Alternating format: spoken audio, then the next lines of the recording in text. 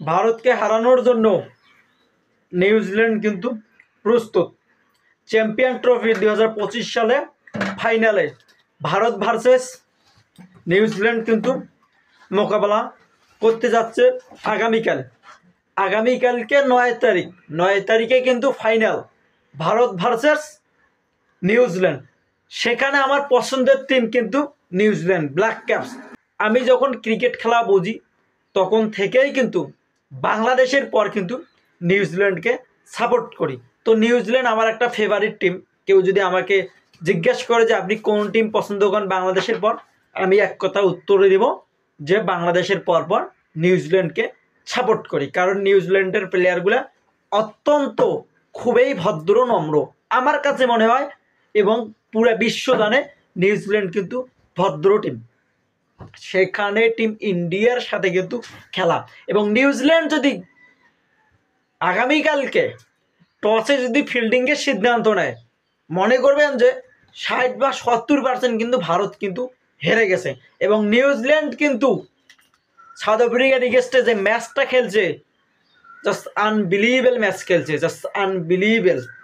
এ ধরনের রান যদি টার্গেট দেয় আগে ব্যাটিং করিয়া টিম নিউজিল্যান্ড, তাহলে কেমন হবে বলেন তো? সাউথ আফ্রিকার এগেইনস্টে টিম নিউজিল্যান্ড যেভাবে রানটা টার্গেট দিয়েছিল, ওই রানটা যদি আবার একই রানটা যদি করে ইন্ডিয়ার বিরুদ্ধে, টসে জিতে ব্যাটিং করার সিদ্ধান্ত নিয়ে যদি ওই একই রানটা যদি নিউজিল্যান্ড করে, তাহলেই কিন্তু ইন্ডিয়া কিন্তু ফুটে যাবে। এবং আমরা সেই আশায় বসে আছি ইন্ডিয়া এক কথায় ফুটে যাবে। এটা আপনারা আমার সাথে কালকে মিলে নিয়েন। ইন্ডিয়া মোটামুটি কিন্তু ফুলে প্যাকেটে আসবে। আমরা যদি ব্যাটিংয়ের দিক থেকেই তাকাই, রচিন রবীন্দ্রা এবং কেন উইলিয়ামসন মামারা কিন্তু দুজনেই কিন্তু আমার কাছে বেস্ট মনে হচ্ছে। এই মুহূর্তে টিম নিউজিল্যান্ডের কিন্তু 5টা থেকে 6টা প্লেয়ার কিন্তু তাদের দুর্দান্তভাবে ফর্মে আছে। ওই যে সেন্টার যেভাবে বোলিং করে, যেভাবে ক্যাপ্টেন্সির দায়িত্ব পালন করতেছে, আমার কাছে মনে হচ্ছে এই মুহূর্তে তারা চ্যাম্পিয়ন হওয়ার মতো যোগ্যতা রাখে। কারণ সেন্টার যেভাবে ক্যাপ্টেন্সিটা পালন করতেছে, যেভাবে বোলিং করতেছে, ওই যে সাউথ আফ্রিকার এগেইনস্টে নিউজিল্যান্ডের খেলাটা আপনি দেখবেন, সেন্টার 3টে উইকেট পেয়েছে আমি যদি ভুল করে না থাকি।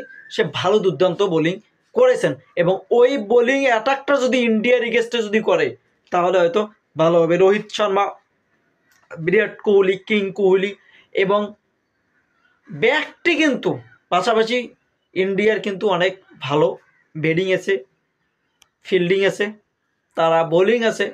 তাদের যে স্পিনের ডিপার্টমেন্টটা, বরুণ চক্রবর্তী, মোটামুটি তারাই ব্রেক একটা থোয়ানি দেয়। তবে নিউজিল্যান্ডের এগেইনস্টে এরকম কিন্তু খাটবে না মামা। এই একটা জিনিস দেখেন, ইন্ডিয়া কিন্তু বড় বড় মেগা ইভেন্টগুলোতে ফাইনালে পড়ে হয় অস্ট্রেলিয়া নয়তো নিউজিল্যান্ড।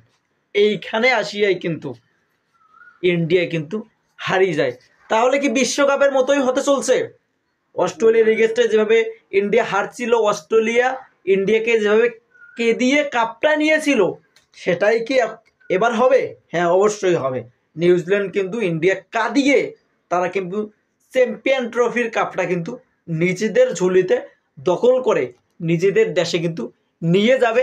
এটা আমি 100% বিশ্বাস রাখি টিম নিউজিল্যান্ডের প্রতি। এবং নিউজিল্যান্ড যে ধরনের খেলা খেলে, তাদের মাইন্ডসেটগুলো অন্যরকম।